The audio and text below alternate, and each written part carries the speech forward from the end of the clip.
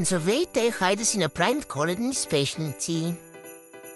Започвам първо, като си взимам един стар свещник.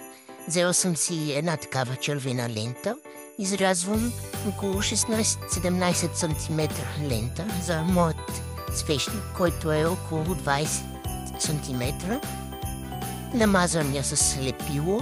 Мисля, че и с капчица ще стане.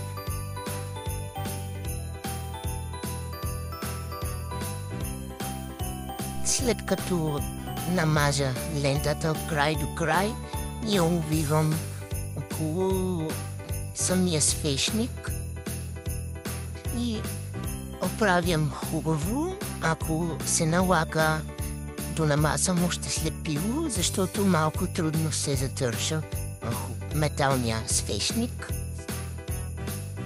Намествам самата лента, за да изглежда добре, и след това оставям настрани.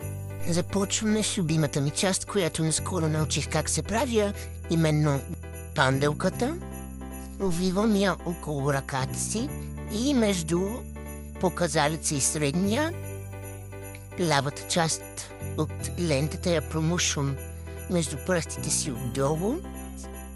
Не издърпвам от края, отзад. След това издърпвам от горната страна отпред и също тук мушкам в тази дупчица, която се получава, и издърпвам отгоре и наляво. Тук малко се усуках, изваждам си пръста и държа с показалеца и безименния и отново дърпам лявата страна на лентата, за да се стегне панделката. След това си я оправям, за да не е толкова голяма. Ще сложим посад на свещника и си изрязам, за да не са толкова дълги краищата. След това изрязам още малка част от лентата, която трябва да промушим от задната страна на панделката. Имах отверка, може да стане с върха на ножица или игла. Целта е да се прекара през панделката и да е наравно. Тази част ще я залепим отново с лепило около самия свещник. Не съм измерила каква дължина ми трябва.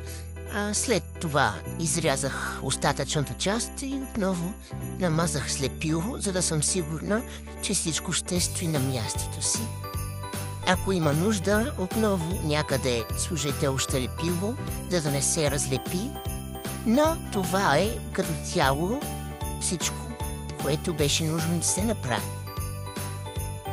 Много по-лесно ще е да си купя един свещник коледен от магазина, но пък аз се обичам да изработвам ръчно нещата от дома и мисля, че стана много красиво.